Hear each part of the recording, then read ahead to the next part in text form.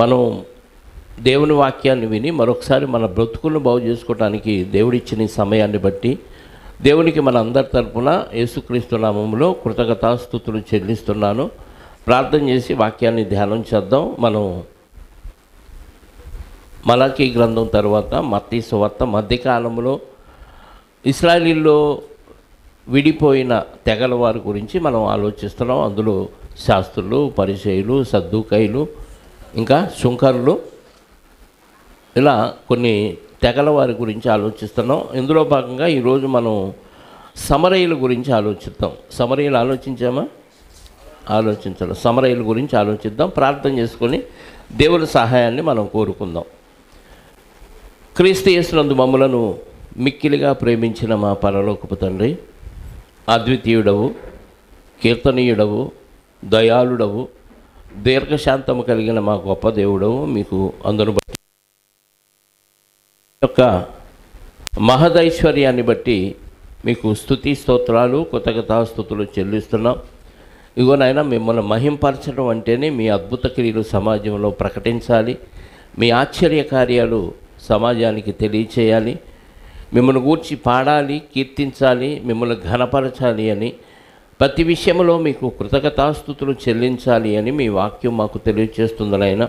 మేమైతే అన్ని పనులు చేయలేకపోతున్నామేమో, కనీసం రోజు రోజుకి కొన్ని పనుల్లో ఎదిగే భాగ్యాన్ని మాకు అనుగ్రహించండి. ఇదిగోనైనా మరి క్రీస్తు పూర్వం జరిగిన కొన్ని చరిత్రాత్మక సంఘటనలు మేము ఆలోచిస్తూ ఉండగా, యూదుల్లోని అనేక మంది మీరు సైలెంట్గా ఉన్న కాలంలో ఎన్ని తెగలుగా విడిపోయారో, ఎవరెవరు ఎక్కడి నుంచి వచ్చారో అన్న విషయాలు మేము నేర్చుకుంటూ, అందులోని ఆత్మీయమైన సంగతులు కూడా మేము నేర్చుకోవటానికి మీ ఆత్మ సహాయాన్ని బోధిస్తున్న నాకును వింటున్న మీ పిల్లలకును ప్రసాదించమని కోరుకుంటూ, మహిమ ఘనత ప్రభావాలు ఈ సంఘము ద్వారా మీరే పొందుకొనమని మా రక్షకుడు మా పాప విమోచకుడైన క్రీస్తు యేసు యొక్క శక్తి కలిగిన నామంలో ప్రార్థించి అడిగి వేడుకొనుచున్నాను పరలోకపు తండ్రి, ఆమేన్. చేరి వచ్చిన మీ అందరికీ ప్రభు అయిన క్రీస్తు నామంలో నా శుభాలు, వందనాలు. సమరయుల గురించి మనం ఆలోచిద్దాం. అలాగే రాజుల గ్రంథాన్ని గురువారం మనం ధ్యానం చేస్తూ ఉన్నాం. రాజుల గ్రంథంలో ఎక్కడైతే సమరయులు ప్రారంభమవుతారో ఆ సందర్భానికి ఈరోజు మనం సమరయుల గురించి నేర్చుకోవటం కూడా అది ఇది కలిసి ఒకే విషయాన్ని మనకి తెలియచేస్తూ ఉన్నాయి. సమరయులు అనగానే యూదులలోని ఒక తెగవారు. ఇశ్రాయేలు 12 గోత్రాల్లోని వారు కాదు. ఇశ్రాయేలీలు రెండుగా విడిపోయారు. ఎప్పుడు సొలొమోను గారి పరిపాలన తర్వాత 10 గోత్రాలు ఉత్తర రాజ్యంగాను, 2 గోత్రాలు దక్షిణ రాజ్యంగాను విడిపోయారు. అంటే ఇశ్రాయేలీలు యూదులుగా విడిపోయారు. విడిపోక మునుపు సౌలు రాజు గారు, అలాగే దావీదు గారు, ఆ తర్వాత సొలొమోను గారు వారిని పరిపాలించారు. ఇది మనందరికీ తెలుసు. అయితే విడిపోయిన తర్వాత రెహబాము, యరొబాము ఇద్దరు యూదుల్ని, ఇశ్రాయేలుని పరిపాలించారు. రెహబాము కాలంలో ఇశ్రాయేలీలు ఎక్కడ యూదుల వైపు వెళ్ళిపోతారేమోననే ఒక బెంగతో విడిపోయిన తర్వాత ఇతను దానులో ఒకటి, బేతేల్లో ఒకటి 2 బంగారపు దూడలు చేయించి, ఎక్కడ వీళ్ళు నా నుంచి, నా రాజ్య పాలన కింద నుంచి తొలగిపోతారనే ఒక భయంతో యెరూషలేముకు వెళ్లకుండా, ఇశ్రాయేలీయులు 10 గోత్రాల వాళ్ళు యెరూషలేముకు వెళ్లకుండా 2 బంగారపు దూడలు చేయించి దానిలో ఒకటి, బేతేల్లో ఒకటి స్థాపించాడు. ఎవరు? రెహబాము, యరొబాము స్థాపించినప్పుడు వీళ్ళు ఇంకా ప్రతి విశ్రాంతి దినాన కానీ, మరి బలులు అర్పించే విషయంలో కానీ, సంవత్సరానికి 3 సార్లు ఆ యెరూషలేములో దేవుని సన్నిధిలో కూడుకునే విషయంలో కానీ ఇంకా వెళ్లాల్సిన అవసరం లేదు, మీ సౌకర్యార్థం నేను ఇవన్నీ ఏర్పాటు చేశాను అనగానే వీళ్ళు ఇక్కడెక్కడే ఆరాధన చేసుకుంటూ, పైగా ఉన్నత స్థలాలు ఏర్పాటు చేసి, అక్కడ కూడా మందిరాలు ఏర్పాటు చేసి, ఇశ్రాయేలీయులు కాని వారిని, అంటే లేవీయులు కాని వారిని యాజకులుగా పెట్టాడు. ఎవరు? యరొబాము. అలా పెట్టడం వల్ల ఇశ్రాయేలు పూర్తిగా విగ్రహారాధన వైపు మరలిపోయారు.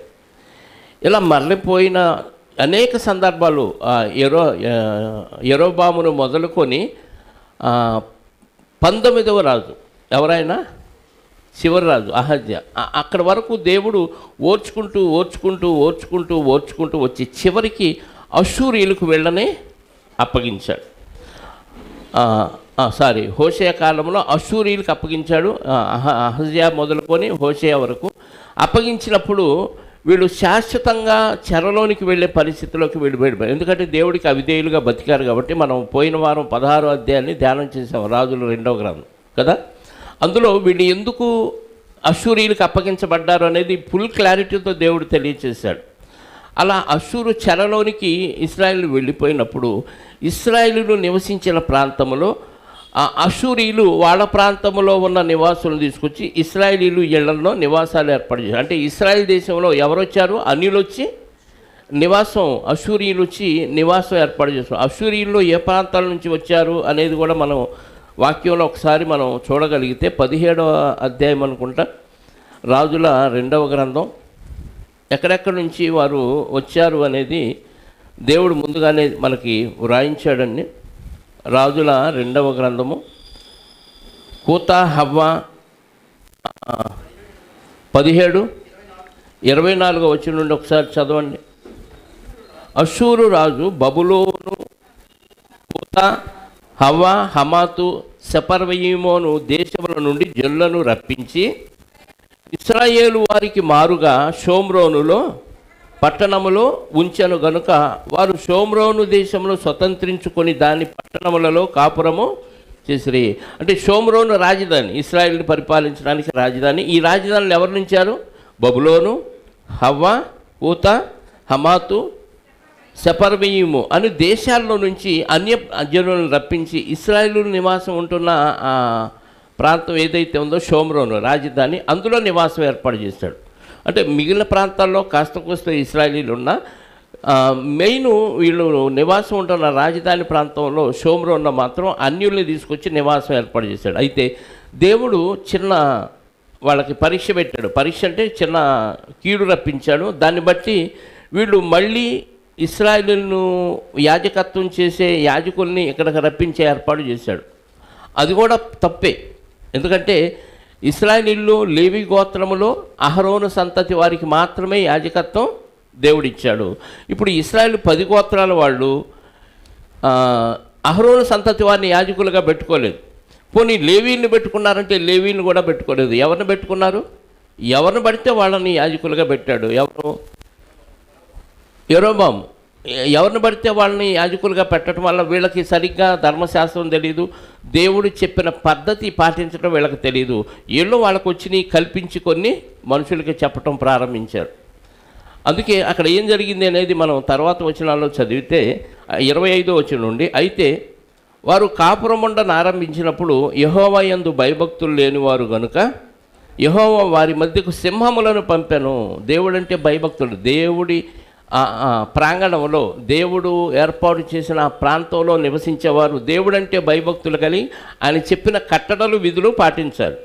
ఇశ్రాయేలీలే పాటించకపోవటం వల్ల వీళ్ళు ఏం చేశాడు? శత్రురాజులకి అప్పగించాడు. ఇప్పుడు అక్కడ వచ్చి నివాసం ఉంటుంది ఎవరు? అన్యులు.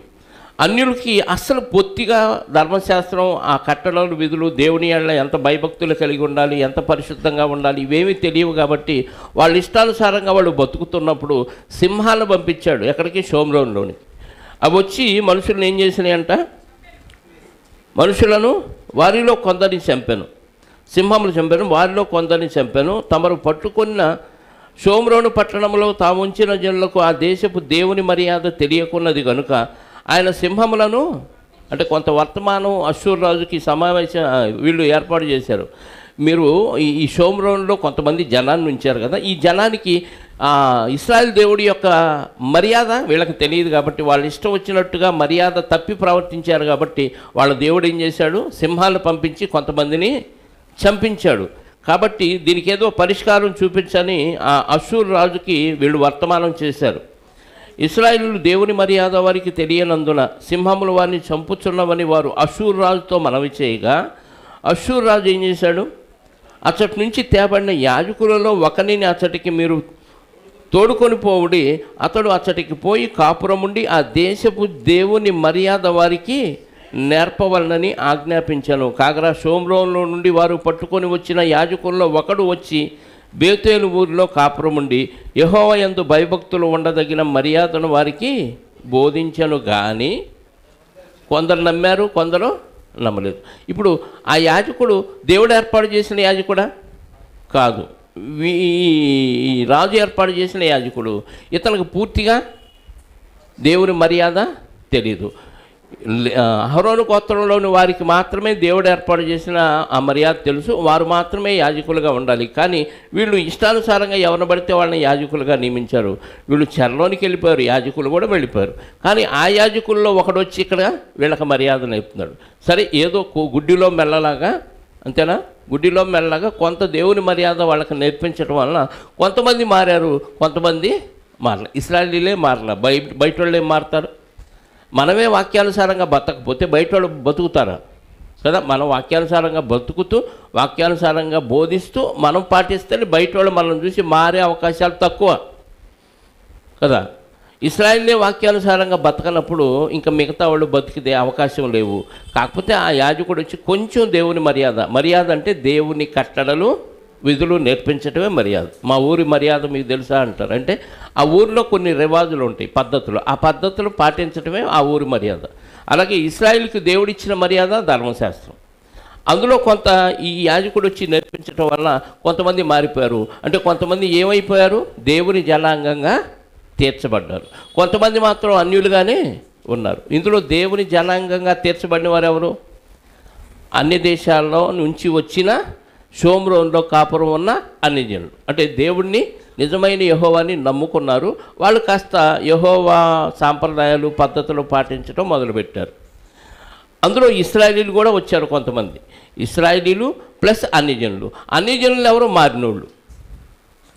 వీళ్ళందరూ కలిసి ఆ షోమ్రోను ప్రాంతంలో ఏం చేస్తున్నారు? కాపురం ఉన్నారు. అప్పటి వరకు ఇశ్రాయేలీలకు మాత్రమే పరిమితమైన ప్రాంతం అది. అన్ని జనుల్ని తోలేసి వాళ్ళ దేశాన్ని ఆక్రమించుకొని యెహోషువ గారి నాయకత్వంలో అవన్నీ జయించి ఇశ్రాయేల్ మాత్రమే నివాసం ఉంటున్న ఆ ప్రాంతంలో ఇప్పుడు ఎవరు వచ్చి నివాసం ఉంటున్నారు? అన్ని జనులు వచ్చి నివాసం ఉంటున్నారు. అన్ని జనులకు దేవుని వాక్యం తెలియజేయటం వల్ల కొంతమంది మారారు, కొంతమంది మారలేదు. అందులో మారిన ఇశ్రాయేలీలు ఉన్నారు, మారిన అన్ని జనులు ఉన్నారు. వీళ్ళందరూ కలిసి ఒకే ప్రాంతంలో కాపురం చేయటం వల్ల ఏమైందంటే వీళ్ళ పిల్లల్ని వాళ్ళు చేసుకోవటం, వాళ్ళ పిల్లల్ని వీళ్ళు చేసుకోవటం, మొత్తం సంకరం అయిపోయింది. ఇశ్రాయేలీలు మరొక అన్ని స్త్రీలను పెళ్ళి చేసుకోకూడదు. అది దేవుడు మోషే గారి ద్వారా వారికి ఇచ్చిన ధర్మశాస్త్రం ఉంది. అన్ని జనులను ఎవరిని మీరు పెళ్లి చేసుకోకూడదు. వాళ్ళతో వాళ్ళ పిల్లల్ని మీరు చేసుకోకూడదు, మీ పిల్లల్ని వాళ్ళకి ఇవ్వదు. ఖచ్చితమైన నియమం అది. కానీ వీళ్ళు ఏం చేశారు? అన్ని జనుల స్త్రీలను పెళ్లి చేసుకున్నారు. అన్ని జనులు పురుషుల్ని ఇశ్రాయేలు స్త్రీలు వివాహం చేసుకున్నారు. మొత్తం ఏమైపోయిందంటే సంకర జాతి అయిపోయింది. అర్థమైందా? కాబట్టి వాళ్ళందరూ కలిసి వాళ్ళు ఆ ప్రాంతంలో నివసిస్తున్నారు. కాబట్టి షోమ్రోన్ అనే ప్రాంతంలో వీళ్ళంతా నివసించారు. కాబట్టి ఆ ప్రాంతంలో నివసించే ఈ మారిన వారు ఎవరైతే యెహోవా న్యాయ విధులు ఆచరిస్తూ వాళ్ళ పిల్లల్ని వీళ్ళు చేసుకున్నారు, వీళ్ళ పిల్లల్ని వాళ్ళు చేసుకున్నారు, వీళ్ళ కలిసి పుట్టిన సంతానమే సమరయులుగా పిలువబడ్డారు. మీకు అర్థమైందా? సమరయులు అంటే ఇంత మ్యాటర్ ఉంది. సమరయులని ఎవరిని అంటారు? మారిన అన్యుల నుంచి ఇశ్రాయేలీలు కలిసి కాపురం చేస్తే పుట్టిన సంకర జాతి వారు సమరయులు. అంటే వీళ్ళు ఖచ్చితంగా యెహోవాను ఆరాధిస్తారు కానీ పర్ఫెక్ట్గా కాదు. పైగా దేవుడు చెప్పిన యెరూషలేముకి వెళ్ళి ఆరాధించరు. వీళ్ళు ఎక్కడ ఒక దానిలోనూ ఒక బేతేల్లో ఆరాధిస్తూ ఉండేవాళ్ళు. ఇవి రెండు కాకుండా మరొక ప్రాంతాన్ని ఎన్నుకున్నారు వీళ్ళు ఆరాధించడానికి. అదేంటి అంటే గెరిజీం అనే ఒక పర్వతం. గెరిజీం అనే పర్వతంలో ఆరాధించడానికి కూడా కారణం ఏంటో తెలుసా? ఇటు కొంతకాలమేమో బంగారపు దూడలను జయించాడు కాబట్టి ఒకటి దానిలో కొంతకాలం ఆరాధించారు, బేతేల్లో కొంతకాలం ఆరాధించారు. ఇవి రెండు దాకా గెరిజీం అనే ఒక పర్వతం మీద ఆరాధించడం ప్రారంభించారు. అందుకే సమరయ స్త్రీ దగ్గరకు వచ్చినప్పుడు యేసుక్రీస్తు వారు యోహాను సువార్త 4వ అధ్యాయంలో ఏమంటుంది ఆమె? 4వ అధ్యాయం ఒకసారి చూడండి. మా పితరులు ఈ పర్వతమందు ఆరాధించిరి కానీ ఆరాధింపవలసిన స్థలము యెరూషలేములో ఉన్నదని యేసుక్రీస్తు వారు చెప్తాడని ఆమె చెప్తుంది. అసలు ఆరాధించాల్సిన స్థలం ఎక్కడ? యెరూషలేములో. కానీ మా పితరులు ఎక్కడ ఆరాధించారంటే ఈ పర్వతం. ఏ పర్వతం అది? గెరిజీం పర్వతం. ఎందుకు గెరిజీం పర్వతం మీదే ఆరాధించారంటే రాజుల మొదటి గ్రంథము 12వ అధ్యాయము 28వ వచనం నుండి చదువుదాం. అంతా వద్దులండి. రాజుల మొదటి గ్రంథము 8వ అధ్యాయము 12వ అధ్యాయము 28వ వచనం నుండి.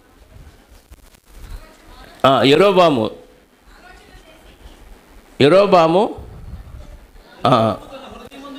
తలంచి ఆలోచన చేసి 27 నుంచి యరొబాము తన హృదయమందు తలంచి ఆలోచన చేసి 2 బంగారపు దూడలు చేయించి జనులను పిలిచి, యెరూషలేమునకు పోవుటకు మీకు బహు కష్టము. ఇశ్రాయేలు వారలారా, ఐగుప్తు దేశంలో నుండి మిమ్మును రప్పించిన మీ దేవుడు ఇవే అంటే బంగారపు దూడలే. ఆనాడు మోషే గారి నాయకత్వంలో అక్కడ ఏం చేశారు? బంగారపు దూడను చేయించుకున్నారు. మోషే గారు ఆజ్ఞలు తీసుకురావడానికి ఆ కొండ మీదకి వెళ్ళి, సీనాయి పర్వతం మీదకి వెళ్ళి దిగొచ్చేలోపు ఒక బంగారపు దూడను అహరోన్ గారి చేత చేయించుకున్నారు. ఇప్పుడు సేమ్ రెఫరెన్స్ ఏంది? యరొబాముకి బంగారపు దూడ ఎందుకు చేశావు? దేవుడు సత్యవంతుడు కదా, ఆయన సజీవుడు కదా, ఆయన ఆత్మస్వరూపి కదా, నువ్వు దూడను ఎందుకు చేశావు అంటే అహరోన్ గారే చేశారు, అందుకే నేను కూడా చేశాను అంటాడు. రెఫరెన్స్ దొరికింది ఆయనకి, హ్యాపీగా రెఫరెన్స్. నిజమే కదా, మోషే గారు అన్న, పైగా ఆయన ఎవరు? మోషే గారు అన్న. మోషే గారు అన్నయ్య చెప్తే లేనిది మన యరొబాము చెప్తే తప్పేంట్రా అని ఎర్రోళ్ళలాగా ఆరాధించడం ప్రారంభించారు. అలా చెప్పాడు, మీరు అక్కడ దాకా వెళ్ళటం చాలా కష్టం, యెరూషలేముకి పొద్దాకలాడి వెళ్తారు, సంవత్సరానికి 3 సార్లుగా దశమ భాగాలు ఇవ్వటానికి, ప్రథమ ఫలాల పంట ఇవ్వటానికి, మీ పాప పరిహారార్థ బళ్ళు, అపరాధ పరిహారార్థ బళ్ళు, మీ దోషాలు ఒప్పుకొని బలి ఇవ్వటానికి చాలా బళ్ళు ఇవ్వాలి. మీరు ప్రతిసారి పనులు మానుకొని ఎడతారు. కాబట్టి ఏం చేయాలి? ప్రజల సౌకర్యార్థం, ప్రజల క్షేమం కోరి, ఇదిగో ఇక్కడే 2, ఒకటి కాదు, యెరూషలేములో ఒకటే ఉంది. ఎక్కడైతే మీకు ఇటోళ్ళు ఇటు, అటోళ్ళు ఎడక ఎంత దూరం రావాల్సిన పని లేకుండా ఏ ప్రాంతంలో నివసిస్తున్న వారికి సౌకర్యార్థం అక్కడ 2 బంగారపు దూడలను చేయించి ఇవే యెహోవా అని చెప్తున్నాడు. ఒకటి బేతేలు నందును, ఒకటి దాను నందును ఉంచెను. దాను వరకు ఈ రెండిటిలో ఒకదానిని జనులు పూజించుట వలన రాజు చేసిన కార్యము పాపమునకు. వాటిని ఏం చేశారంటే వీళ్ళు పూజించారంట. విగ్రహారాధన ఖచ్చితంగా చేయొద్దు. పైన ఆకాశం అందే కానీ, కింద భూమి అందే కానీ, భూమి కింద ఉన్న నేల అందే కానీ దేని స్వరూపమునైనను మీరు చేసుకొనకూడదు, దానికి సాగిలా పడకూడదని ఖచ్చితంగా ఆజ్ఞాపిస్తే వీళ్ళు ఏం చేశారు? బంగారం అయితే ఎక్కువ, బంగారపు దోళ్ళ కదా అని బంగారంలాగా ఆరాధించారు. అది దేవునికి వ్యతిరేకంగా పాపం చేయటానికి యరొబాము కారకుడయ్యాడు. ఇశ్రాయేలీయులందరూ పాపులుగా మారిపోయారు. అయితే ఈ 2 తప్పని అనుకున్నారేమో మరొక పర్వతం మీద ఆరాధించడం ప్రారంభించాడు. ఇప్పుడు చూద్దాం ఆ పర్వతం ఏది అని మనం ఆలోచిస్తే, ఉపదేశకాండం 27వ అధ్యాయము 12వ వచనం చూడండి. బెన్యామీను గోత్రముల వారు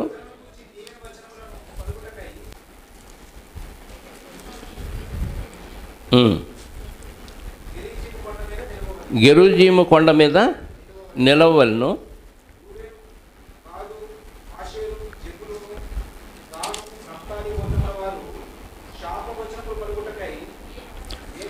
ఏబాలు కొండ మీద నిలవ. శాపవచనాలు ఏ కొండ మీద అంట?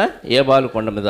ఆశీర్వాద వచనాలు, దీవెన వచనాలు గెరుజీము కొండ. అంటే ఈ కొండ మీద ఏ వచనాలు పలికించాడు మోషే గారు? చెప్పండి.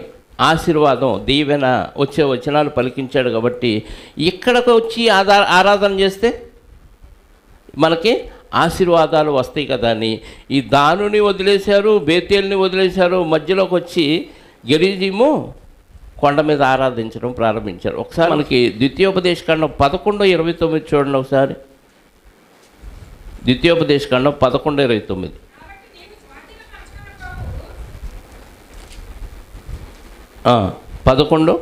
11:29. కాబట్టి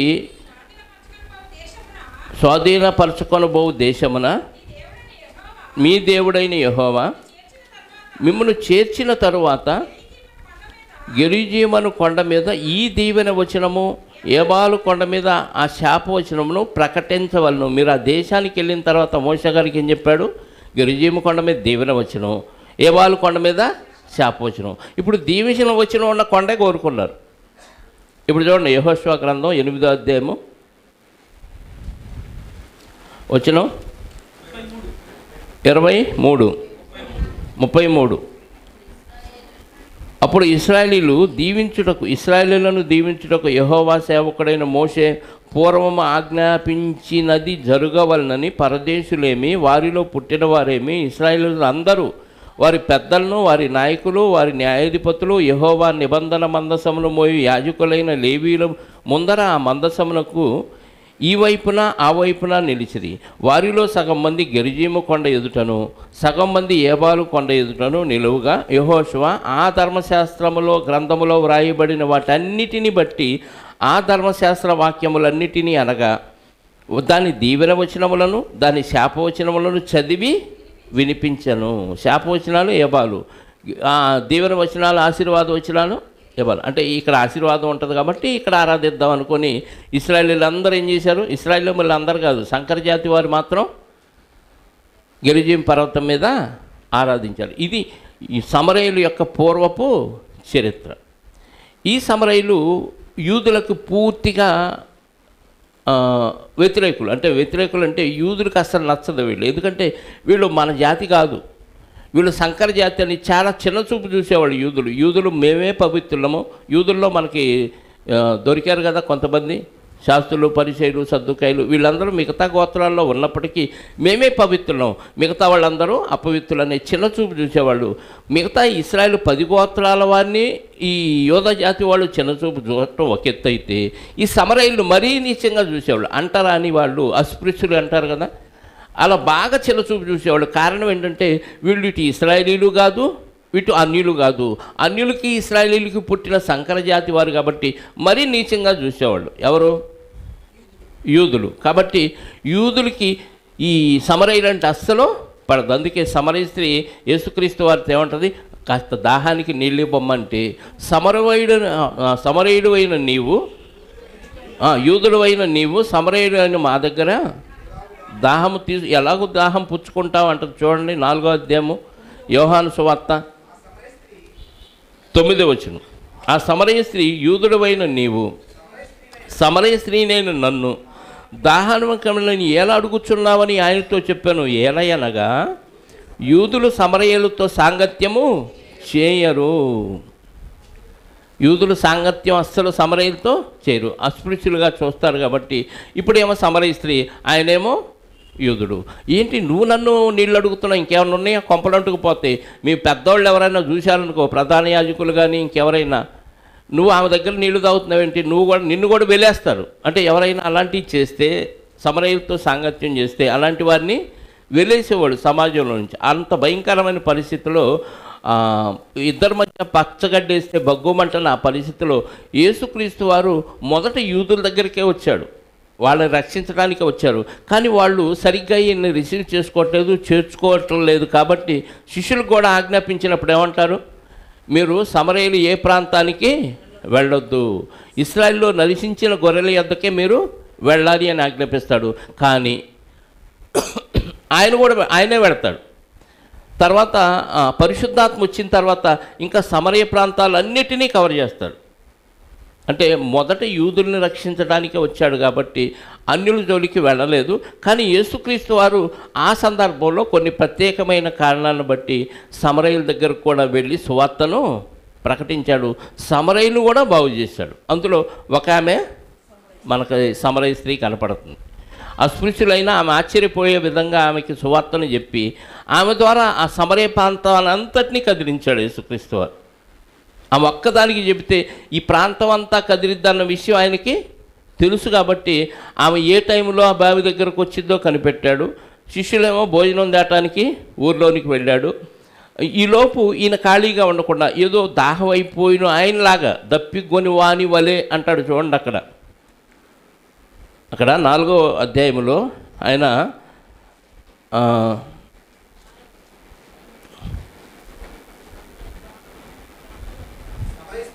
రీతిని ఈ 6వ వచనం చూడండి. అక్కడ యాకోబు బావి ఉండెను కనుక యేసు ప్రయాణము వలన అలసియున్న రీతినే ఆ బావి వద్ద కూర్చుండెను. అలసిపోయినోడు, ప్రయాణం చేసి అలసిపోయిన రీతిని అంటే నిజంగా అలసిపోయినోడులాగా ఆ బావి దగ్గర. వాస్తవంగా ఈయన అలసిపోయింది దేనికి? ఎక్కడ ఆత్మలు దొరకలేదు, ఈ రోజన్నా దొరికిద్దామని వెయిటింగ్లో ఉన్నాడు. ఆమె అక్కడికి వచ్చిద్దని తెలుసు. సమరయ స్త్రీ ఒక్కదాన్ని కదిలిస్తే ఏం పెద్ద సమరం చేసిద్ది, ఆ సమరయ ప్రాంతాన్ని అంతటినీ కదిలిచ్చిద్దని ఎరిగిన యేసు ఆమె కోసం అక్కడ బావి దగ్గర కనిపెడుతూ ఉన్నాడు. ఆమెకి వాక్యం చెప్పాడు. ఆమెకి ఒక అద్భుతమైన విషయం చెప్పేలేకే ఆమె వెళ్ళిపోయింది. నేను చేసినవన్నీ, నాతో చెప్పినవన్నీ నేను ఇక్కడ కనుగొన్నాను. ఈయన మెస్సియా కాడా అంటే ఈమెకి ఏం తెలుసు? ధర్మశాస్త్రం తెలుసు, రక్షించడానికి మెస్సయ్య వస్తాడని తెలుసు. శాస్త్రులు, ప్రధాన యాజకులు, పరిచయులకు తెలియని విషయం ఈమెకు తెలుసు. అంటే వాళ్ళకంటే ధర్మశాస్త్రాన్ని ఏమే ఎక్కువగా నేర్చుకుంటుంది అన్న విషయం మనకి సంకరజాతి వాళ్ళు అయినా, దేవుడు మాత్రం ఎక్కడ వాస్తవంగా, ఎక్కడ యథార్థంగా ఆరాధించే వాళ్ళు ఉంటారో, యథార్థ హృదయంతో ఉండాలి అనుకున్న వాళ్ళు ఉంటారో వాళ్ళని కనిపెట్టే ఉన్నాడు. ప్రతి తరములో, ఈ ఒక్క తరం కాదండి, ప్రతి తరములో బలహీనుల్ని ఎప్పుడూ ఆయన చేయూతనిచ్చి లాగుతూనే ఉన్నాడు. యేసుక్రీస్తు వారి వంశావళి మనం చూస్తే మరి నీచమైన అక్రమ సంబంధాల ద్వారా వచ్చినట్టుగా కనపడింది. అంటే అంత భయంకరమైన వారసత్వంలో నుంచి వచ్చి కూడా ఆయన ఎలా బతికాడు? పరిశుద్ధుడుగా బ్రతికాడు, పాపం అంటకుండా బతికాడు. ఎవడు గొప్ప వంశంలో నుంచి వచ్చాడు కాబట్టి, మంచి వంశంలో నుంచి వచ్చాడు కాబట్టి ఆయన ఇలా బతికాడంటే అర్థం ఉంది. కానీ ఇలా బ్యాక్గ్రౌండ్ చూసుకుంటే ఏ ఒక్కరూ సరిగ్గా లేరు. అన్ని జాతిలో నుంచి వచ్చిన వారి గర్భాల్లో నుంచి వచ్చాడు. మామగారు అత్త కోడలతో సంబంధం కలిగి బిడ్డను కంటే ఆ కుటుంబంలో నుంచి వచ్చాడు. ఇలా అన్నిటి మనం రాహాబ్ అనే వేసి కూడా ఈ వంశావళిలో ఉంది. ఇవి అన్నీ మనం తిరగేసుకుంటే అన్యులకేమో ఇవి ఎగతాళిగా ఉంటాయి. కానీ బురదలో ఉన్న కమలానికి ఎలాగైతే బురద అంటకుండా ఉంటుందో, ఇలాంటి వంశావళిలో నుంచి వచ్చిన యేసుక్రీస్తు వారు ఏమాత్రం పాపం అంటకుండా బతికాడంటే ఎంత గ్రేట్ అనుకోవాలి కదా. అన్నీ మంచిగా ఉండి నువ్వు పాపం నీ చెంతకు రాకుండా నిన్ను కాపాడేవాడు చుట్టూ ఉండి నేను పరిశుద్ధుని అంటే గొప్ప ఏముంది? పాపపు లోకంలో ఉండాలి, పాపాన్ని చూస్తూ ఉండాలి, పాపాన్ని వింటూ ఉండాలి, పాపం చేయకుండా బతికినోడే నిజమైన దైవజనుడు, నిజమైన గొప్పవాడు. అందుకే యేసుక్రీస్తు వారు వంశావళి ఎంత పాప భయంకరంగా కనపడినా ఆయన కన్యాగర్భాన పుట్టి పాపం అంటకుండా బతికాడంటే ఎంత గ్రేటరా అని మెచ్చుకోవాల్సిన వాళ్ళు ఆయన మీదే బురద చల్లడానికి చూస్తారు. అలా పుట్టి కూడా ఆయన పాపం అంటకుండా బతికి కూడా పాపములో ఇరుక్కుపోయిన వారిని, బలహీనుల్ని, బడుగు వర్గాల వారిని, అట్టడుగు స్థానంలో సమాజం చేత అణిచివేయబడిన వారిని పైకి లేవనెత్తడానికి వెతికి వెతికి వెతికి మరి వెళ్ళి వాళ్ళని రక్షించాడు. అందులో మనం కూడా ఉన్నాం. అక్కడికి వెళ్ళాడు. అంటరాని వాళ్ళు కదా, మాకు అసలు పడదు కదా అంటే ఆమెకు సువార్త చెప్పాడు. ఆమెకు 5 భర్తలు ఉన్నారన్న విషయం ఇవన్నీ చెప్పి ఆమెని కదిలించాడు. ఆమె వెళ్ళింది, ఊర్లో చెప్పింది, వచ్చి చూశారు. ఆమె చెప్పింది చాలా తక్కువ, మేము చూస్తే మాకు అర్థమవుతుంది, నువ్వు మా దగ్గర 3 రోజులు ఉండి మాకు వాక్యాన్ని చెప్పని ఆ జనువులు ఉంచుకొని ఆయన అక్కడ వాక్యం విని మారిపోయారండి. అంటే సమరయుల్ని యూదులు చిన్నచూపు చూశారు, కానీ యూదులైన యేసుక్రీస్తు వారు మాత్రం చిన్నచూపు చూడలేదు. సమరయుల్లో యూదులకి అసహ్యులే, కానీ యేసుక్రీస్తు వారికి అసహ్యులు కాదు. యేసుక్రీస్తు వారికి మారు మనసు పొందడానికి సిద్ధంగా ఉన్న ఎవరైనా ఆయనకి ఇష్టలే. అందరినీ మార్చడానికి ఆయన ట్రై చేశాడు. అందులో ఏ భేదం అయినా చూపించలేదు. ఒక్కొక్క వచనాన్ని మనం జాగ్రత్తగా ఆలోచించుకోగలిగితే లూకాసు వార్త 10వ అధ్యాయం యేసుక్రీస్తు వారు ఒక ఎగ్జాంపుల్ చెప్పాడు. ఆ చెప్పిన ఎగ్జాంపుల్లో 25వ వచనం నుండి ఒక వ్యక్తి 10వ అధ్యాయము 25 నుంచి 37 వరకు యేసుక్రీస్తు వారు ఒక విషయాన్ని చెప్పారు. అది చదువుదాం. ఇదిగో ఒకప్పుడు ధర్మశాస్త్రోపదేశకుడు ఒకడు లేచి, అంటే ఎవరైనా ధర్మశాస్త్రోపదేశకుడు అంటే ఖచ్చితంగా అయినా చెప్పండి, శాస్త్రి కానీ సద్దూకైడు కానీ అయ్యి ఉండాలి, పరిచయుడు కానీ. ధర్మశాస్త్రాన్ని బోధించేవాళ్ళు వీళ్ళే ఎక్కువ మంది. ఒకడు లేచి, బోధకుడా, నిత్య జీవమునకు వారసులగుటకు నేనేం చేయాలి అని యేసుక్రీస్తు వారిని అడిగినప్పుడు, ఎందుకు అడిగాడంట? శోధించడానికి అడిగాడు, ఈయన పరీక్షించడానికి. అందుకు ఆయన ధర్మశాస్త్రం అందేమి రాయబడి ఉన్నది, నీవేమి చదువుచున్నావని అతను అడుగుగా, అతడు నీ దేవుడైన ప్రభువును నీ పూర్ణ హృదయముతోనూ, నీ పూర్ణ మనస్సుతోనూ, నీ పూర్ణ శక్తితోనూ, నీ పూర్ణ వివేకంతోనూ ప్రేమించవలను, నిన్ను వలె నీ పొరుగు వారిని ప్రేమించవలని వ్రాయబడి ఉన్నదని చెప్పాను. అందుకని నువ్వు సరిగ్గా సమాధానం చెప్పావని చెప్పాడు. అలాగ చేయము, అప్పుడు నీవు జీవించదవని ఆయనతో అని ప్రశ్న అడిగాడు, ఆన్సర్ చెప్పాడు. అలా చేయి, నిన్ను వల్ల నీ పొరుగువారిని ప్రేమించు, నీ పూర్ణ హృదయంతో, నీ పూర్ణ శక్తితో, పూర్ణాత్మతో దేవుణ్ణి ప్రేమించు. దేవుణ్ణి ప్రేమించటం అంటే పొరుగువాడిని ప్రేమించటమే. నువ్వు అలా చేయి అన్నాడు. అయిపోయింది, ఆన్సర్ అయిపోయింది. కానీ అడికి అర్థమైందో లేదోనని మళ్ళీ ఒక ఎగ్జాంపుల్ చెప్పాడు, ఉపమానం చెప్పాడు కింద. అందుకైనా నీవు సరిగా ఉత్తరించదని అలాగూ చేయమని, అప్పుడు జీవించదమని అతనితో చెప్పాను. 29.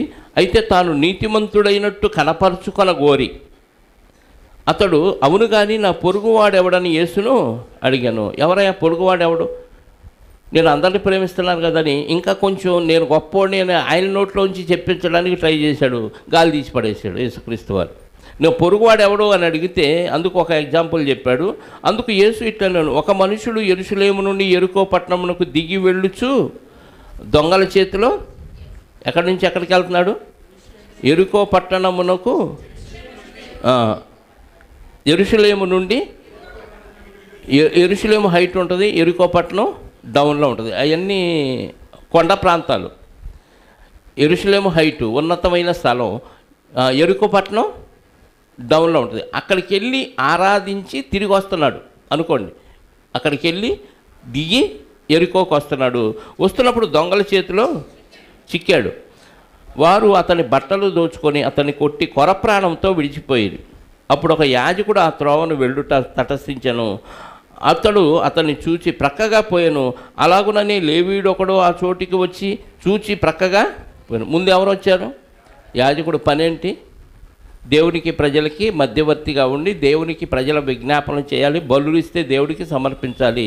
మొట్టమొదటి దేవుని పక్షంగా, ప్రజల పక్షంగా దేవుడి దగ్గర మొరపెట్టాల్సినోడు, సేవ్ చేయాల్సిన వ్యక్తి ఎవరు? యాజకుడు. ఇప్పుడు మనమందరం రాజులైన యాజకులు. ఎవరైనా తప్పు చేస్తుంటే, ఎవరైనా ఇబ్బందుల్లో ఉంటే, ఎవరైనా కష్టాల్లో ఉంటే వాళ్ళెవరు మనకి? వాళ్ళెవరు? ఎవరైనా ఏ కులం, ఏ మతం, ఏ ప్రాంతం ఏమి లేదు. మొన్న కమల్ కుమార్ గారు ఉంటున్న ఆ షాపు యజమాని ప్రాణాపాయ స్థితిలో ఉన్నాడు. ఏ హాస్పిటల్ అది? మణిపాల్ హాస్పిటల్ విజయవాడ దగ్గర. అక్కడ జాయిన్ చేస్తే ఆయనకి రక్తం కావాల్సి వచ్చింది. 4 రక్తం ఇవ్వాలన్నారు.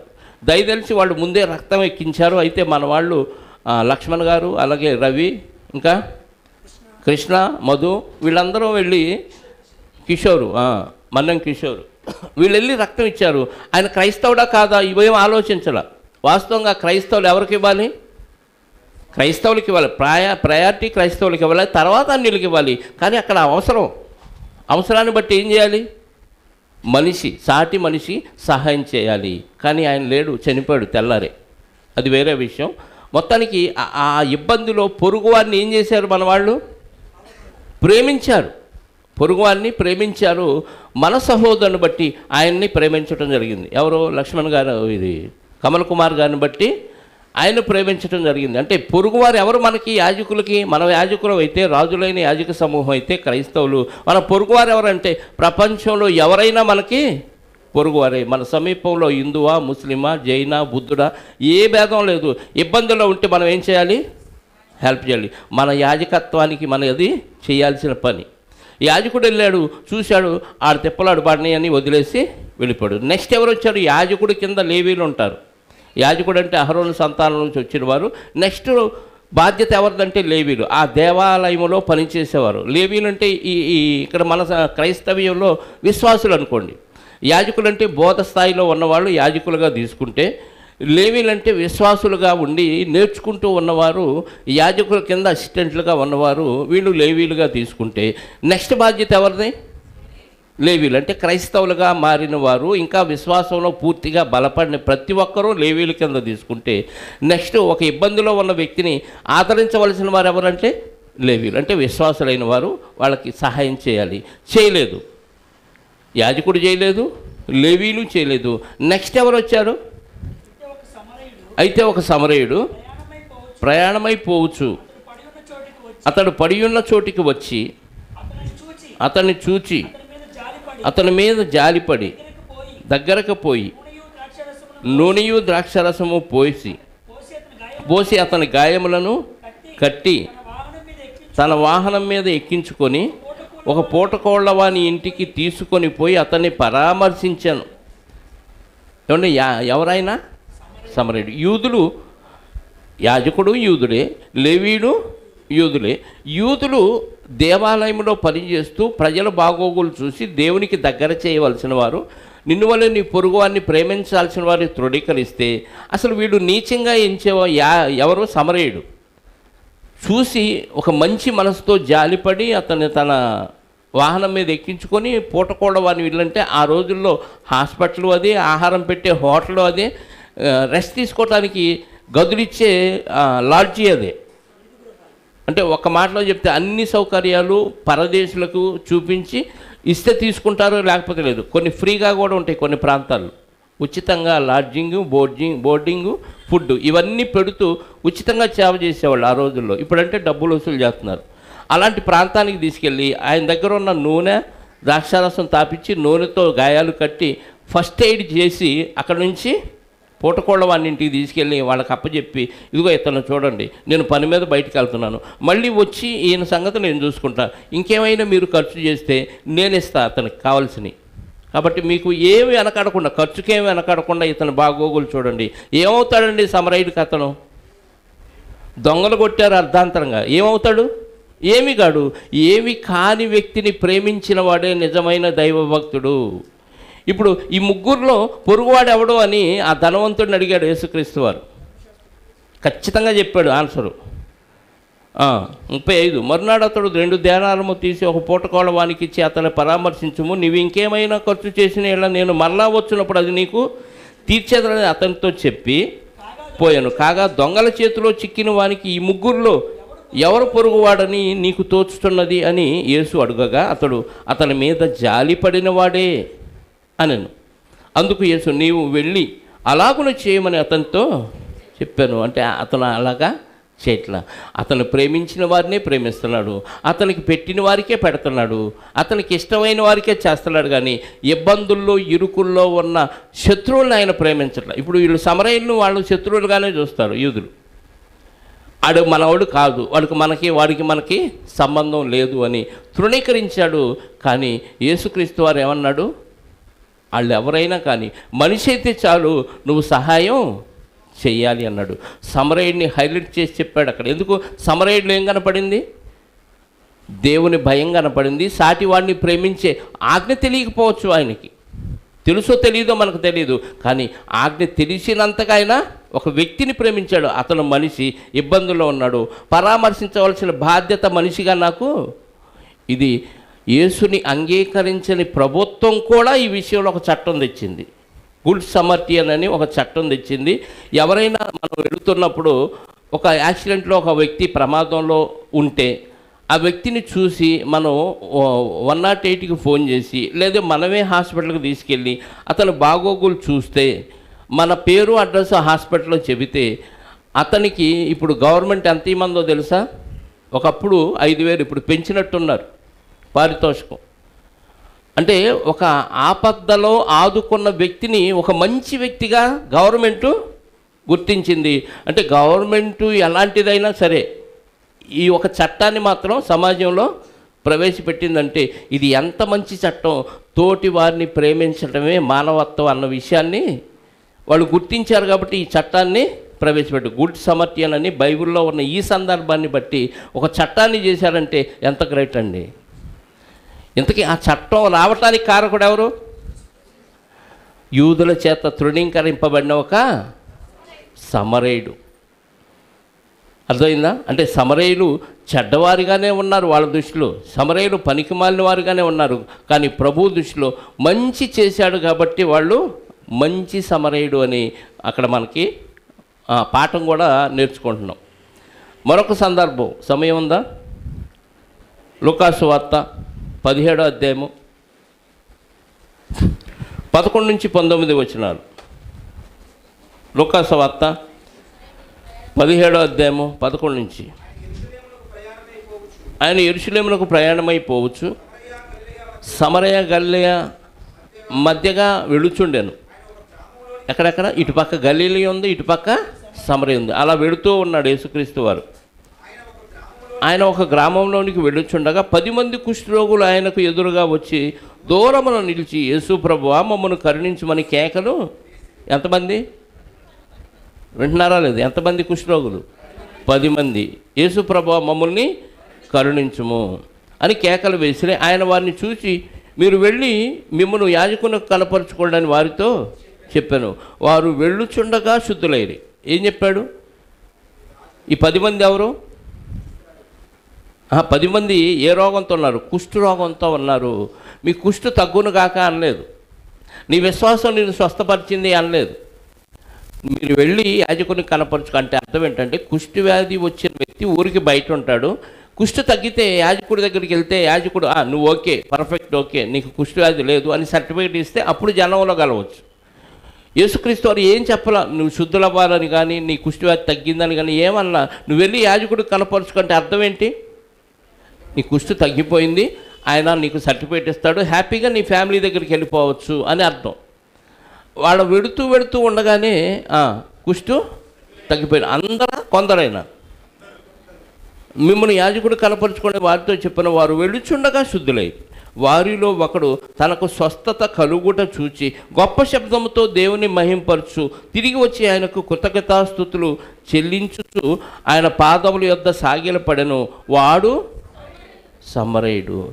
9 మంది మిగతా వాళ్ళే యూదులై ఉండొచ్చు, కానీ కృతజ్ఞత భావం ఇంతమందిలో 10 మందిలో ఎవరికి ఉంది? అక్కడికే ఉంది. పోనీ నాకు స్వస్థత వచ్చింది అని ఇంటికి వెళ్ళిపోయాడా భార్య పిల్లలకు చూపించుకోవటానికి? వెళ్ళిన తిరిగి మళ్ళీ ప్రభు దగ్గరకు వచ్చి సాగిలపడి ఆయన పాదాల దగ్గర ఏం చేశాడు? ఆయన పాదాల దగ్గర సాగిలపడ్డాడంట. అంటే ఎంత కృతజ్ఞత భావం అండి. అయితే సమరయుడైతే అవ్వచ్చు, జనాభాలు ఎక్కడో తృణీకరించబడినవాడు కావచ్చు, కానీ ప్రభువుకి ఇష్టమైన కార్యం అయినా చేశాడు. కృతజ్ఞత భావం పొంగి పొరలింది అతనిలో కదా. ఇప్పుడు మనలో దేవుడు మనకి ఎన్ని చేశాడు చెప్పండి? ఆయన కుష్టే తగ్గింది, మనకు పాపమే పోయింది. మరి మనం ఎంత కృతజ్ఞత కలిగి ఆయన పాదాల దగ్గర సాగిలపడాలి? ఆయన పాదాల దగ్గర సాగిలపడటం అంటే ఆయన చెప్పింది తూచా తప్పకుండా పాటించాలి. ఒకటి పాటించి 4 మానేయటం కాదు. అంటే వ్యాధిగ్రస్తుడికి, సమరయుడైన వ్యాధిగ్రస్తుడికి ఉన్న కృతజ్ఞత భావం మనలో లేదన్నమాట. అంతే కదా. ఆయన తిరిగి వచ్చాడు, ఇంటికి వెళ్ళాల, భార్య పిల్లలకు చూపించుకోవాలా, యాజకుడికి కూడా చూపించుకోవాలి. ముందు వెళ్ళి ఏం చేయాలి? యాజకుడి దగ్గరికి వెళ్ళి సర్టిఫికేట్ పొంది తర్వాత వచ్చి కుటుంబం దగ్గరికి వెళ్ళి నేను స్వస్థపరచబడ్డాను అని చెప్పి అప్పుడు రావాలి ప్రభు దగ్గరికి. మనమైతే అదే చేస్తాం. ఇవన్నీ అయిపోయినాక లాస్ట్లో స్థానం ప్రభుకి ఇస్తాం. కానీ ఈ వ్యక్తి ఏం చేశాడు? వెంటనే నేను శుద్ధుడయ్యానని తన వైపు తాను చూసుకున్నాడు. దీనికి కారణం పలానా అన్నమాట. వెంటనే ఆయన దగ్గరకు వచ్చాడు, ఆయన పాదాల దగ్గర సాగిలపడ్డాడు. మరి 9 మందికి ఏమీ లేదు, కృతజ్ఞత లేదు. 9 మంది జాబితాలో ఉన్నామా? మారిపోయిన సమరయుడి జాబితాలో ఉన్నాం మనం. సమరయుడిలాగా కూడా మన భక్తి లేదేమో కదా. సమరయుడిలాగా ఉంటే ఆయన పాదాల దగ్గర ఏం చేస్తామంట? సాగిలపడతాం. మిగతా 9 మందిలాగా ఉంటే ముందు యాజకుడి దగ్గరికి వెళ్ళి సర్టిఫికేట్ పొంది ఆ తర్వాత కుటుంబం దగ్గరికి వెళ్ళి కలిసి కుటుంబంలో ఫంక్షన్ చేసుకొని ఆ ఫంక్షన్ దోలంతా అయిపోయినాక అప్పుడు గుర్తుంటే ప్రభు దగ్గరికి వస్తాం, లేకపోతే లేదు. దేవుడికి బంధువులకి ఇచ్చిన ప్రాధాన్యత దేవుడికి ఇవ్వట్లేదు కదా. ఫంక్షన్ ఉంది, ఆదివారం పెట్టుకున్నారనుకోండి, ఎక్కడికి వెళ్తాం? ఫంక్షన్కి వెళ్తాం, ఆరాధనకు వస్తామా? ఎందుకు రాలేదమ్మా, ఎందుకు రాలేదా అని అడిగితే మా బంధువులు ఫంక్షన్ పెట్టారండి అంటే ప్రభు కంటే నీకు బంధువులే. ఆ ఫంక్షన్లో నువ్వు పేలిపోతే, కేక్ పగిలిపోయింది అనుకో, కేక్ ముందు క్యాండిల్ ఏదో వెలిగిస్తారు కదా, పేలిపోతే కేక్ కోసేటప్పుడు స్ప్రేలు చల్లుతున్నారు, అది కళ్ళల్లో పడి కళ్ళు పోయిన వాళ్ళు ఉన్నారు. అది చల్లుతున్నప్పుడు క్యాండిల్ మంట అంటుకొని కాలిపోయిన వాళ్ళు, ఒళ్ళు కాలిపోయిన వాళ్ళు ఉన్నారు. ఇవన్నీ కాపాడింది ఎవరు అన్న ఆలోచన మనకి లేదు.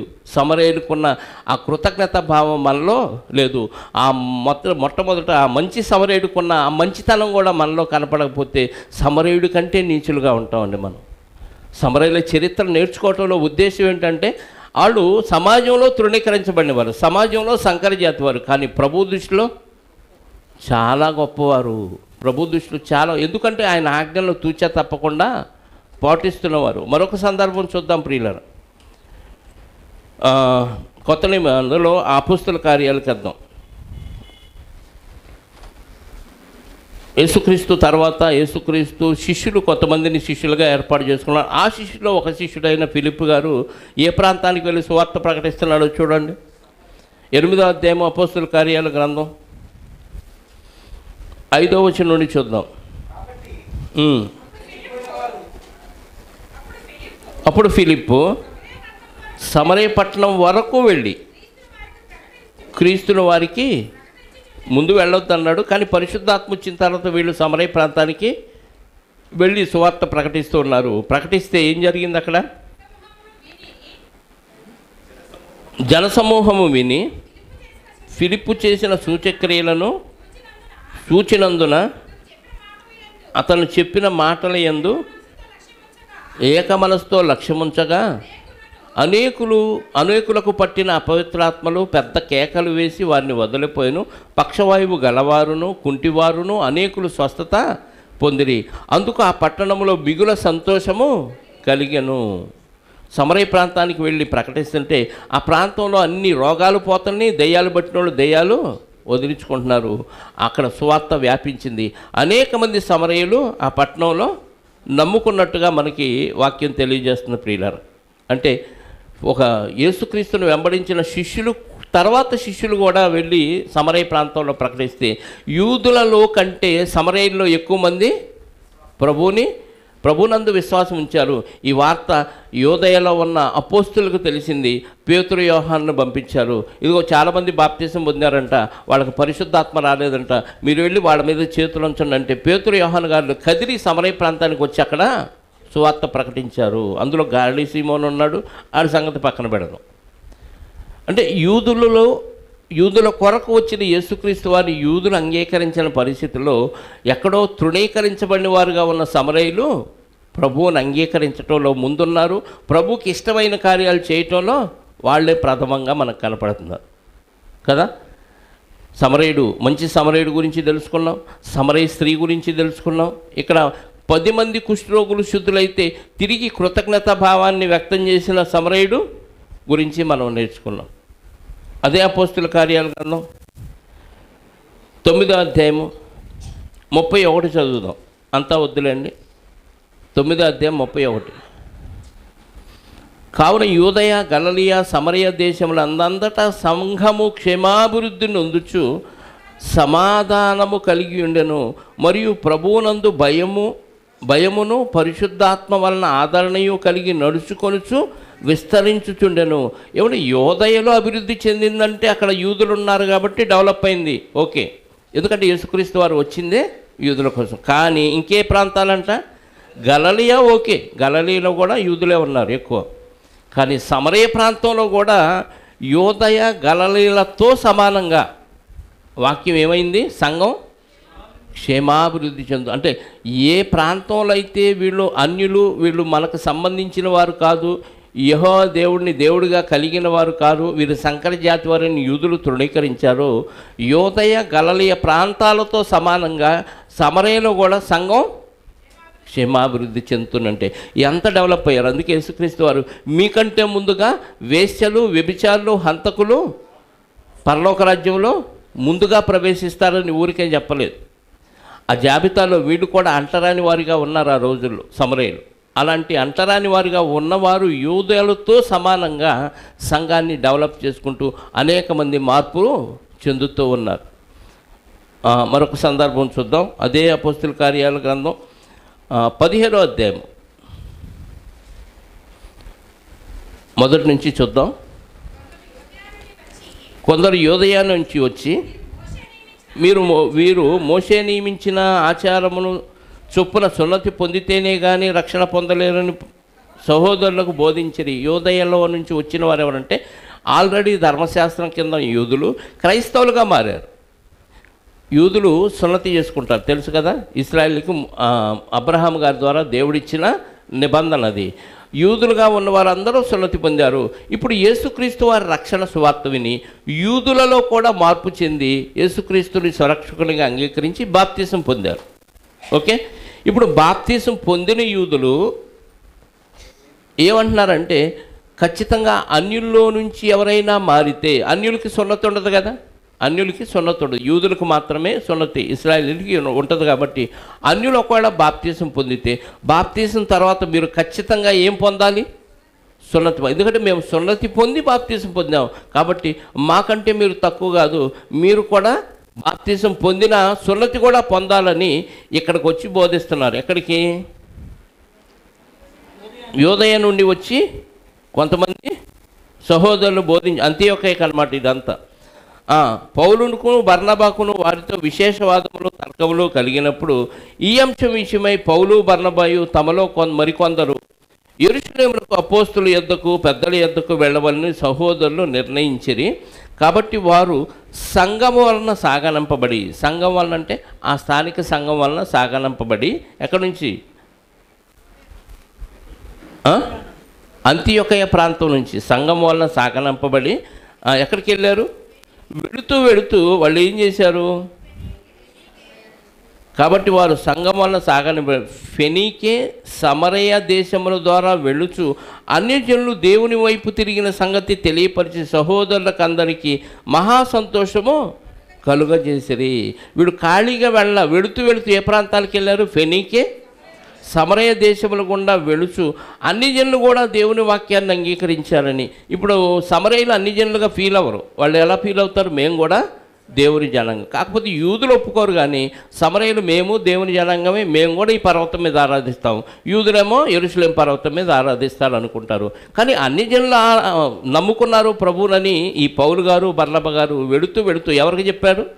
సమరయులు కూడా చెప్పేలకి వాళ్ళకి ఇంకా ఉద్యమం వచ్చేసింది. అంటే దేవుడు పక్షపాతి కాడు, అందరినీ సమానంగా ప్రేమించాడు. మనల్ని ఎలా ప్రేమించాడు, యూదుల్ని ఎలా ప్రేమించాడు, అన్ని జనులను కూడా దేవుడు అలాగే ప్రేమించాడని ఇంకా అభివృద్ధి చెందడం ప్రారంభించారు. అంటే సమాజంలో ఎవరినైతే ప్రజలు తృణీకరిస్తారో అలాంటి వారిని కూడా ప్రభు ఏం చేశాడు? ప్రేమించి వాళ్ళను కూడా హక్కుని చేర్చుకున్నాడు, వారికి కూడా రక్షణ ఇచ్చాడు. సమరయులు అనగానే తృణీకరించబడిన వారు కారు.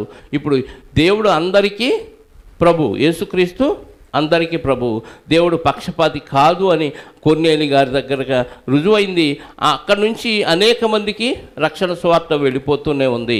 సమరయులు కూడా ఈరోజు యూదులతో సహపౌరులు. యూదులు నమ్మకపోతే వాళ్ళు సున్నతి చేయించుకున్న యూదులు ఇప్పుడున్న ఇజ్రాయెల్ దేశంలో యూదులు చాలామంది ఉన్నారు. వాళ్ళు నమ్మలేదనుకోండి, వాళ్ళు సమరయులు కాదు, పూర్తిగా అన్ని జనులతో దేవుడు లెక్కేస్తాడు, అన్ని జనులతో సమానంగా లెక్కేసి తృణీకరిస్తాడు. యూదులు అయినా సరే, సున్నతి చేసుకున్నా సరే వాళ్ళు దేవుని జనాంగం కాదు. ఇప్పుడు ఎవరైతే ప్రభు అయిన యేసుక్రీస్తు వారిని అంగీకరించి బాప్తీసం పొందుతాడో అది స్త్రీ అని, పురుషుడని, యూదుడని, గ్రీసు దేశస్తుడని, హెల్లెనీయుడని ఏ భేదం లేదు. మనిషిగా ఉంటే చాలు, నువ్వు మారితే నువ్వు సమరయుడు కావచ్చు, యూదుడు కావచ్చు, గ్రీసు ఎవరైనా సరే దేవుడికి ఏ భేదం లేదు. అందరూ అంతటా మారు మనసు పొందాలని దేవుడు కోరుకుంటున్నాడు. కాబట్టి సమరయుల నుంచి మనం నేర్చుకోవాల్సిన పాఠం ఏంటంటే, తక్కువ వాడిని, తృణీకరించబడిన వాడిని అనే దిగులు లేకుండా దేవుడు నన్ను ప్రేమించాడు, దేవుడు నాకు ఆధిక్యతనిచ్చాడు, తన బిడ్డగా దేవుడు నన్ను క్రీస్తు ద్వారా చేర్చుకున్నాడు అనే సంతోషంతో యూదులోని ఆడు గొప్పోడు ఈడు గొప్పోడని ఫీల్ అవ్వకుండా మనం కూడా దేవుని పిల్లలు అని సంతోషిస్తూ దేవుడిని స్తుతించి ఆరాధించి ఘనపరచాలని ప్రేమతో మనవి చేస్తూ ఈ మాటలు ముగిస్తున్నాను. ప్రార్థన చేసుకుందాం. సకల ఆశీర్వచన స్తోత్రములకు కారణభూతుడా, సైన్యములకు అధిపతి అయిన దేవా, ఇదిగో నాయన మలాకీ గ్రంథం తర్వాత మత్తయి సువార్త వరకు సుమారుగా 400 సంవత్సరాల మధ్యకాలంలో ఇశ్రాయేలులో విడిపోయిన అనేక తెగల గురించి ఆలోచిస్తూ ఈరోజు సమరయుల గురించి కొన్ని విషయాలు మేము ఆలోచించడానికి మీరు ఇచ్చిన ఆలోచన విధానాన్ని బట్టి, ఇచ్చిన వాక్యాన్ని బట్టి మీకు స్తోత్రాలు. సమాజంలో తృణీకరించబడిన వారిని, నీచులైన వారిని, ఎన్నిక లేని వారిని మీరు ఎన్నుకున్నారని తండ్రి, కొరింథీ పత్రిక రాక మునిపే తండ్రి మీరు అపోస్తుల కార్యాల్లోనే ఆ విషయాలు మాకు తెలియజేశారు. దానికంటే ముందే మీ కుమారుడు క్రీస్తు సువార్తను ప్రకటిస్తున్నప్పుడు అనేక మంది సమరయుల మార్పును మేము చూసాము నాయన.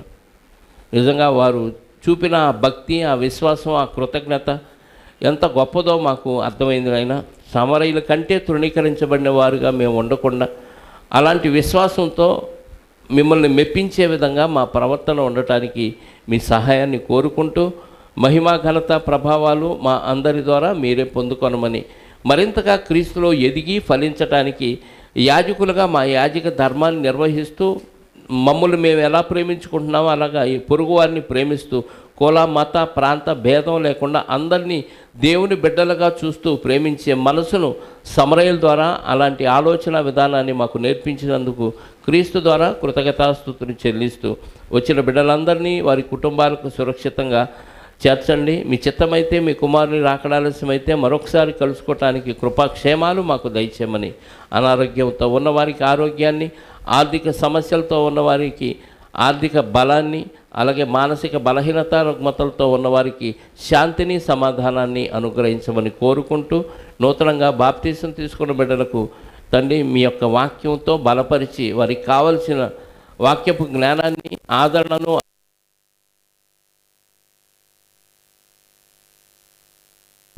అతి పరిశుద్ధమైన నామములో ప్రార్థించి అడిగి వేడుకొనిచున్నాను పరలోకపు తండ్రి.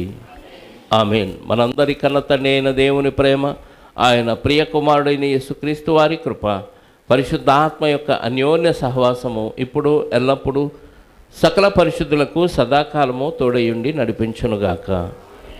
ఆమేన్. అందరికీ వందనాలు. Thank you very much.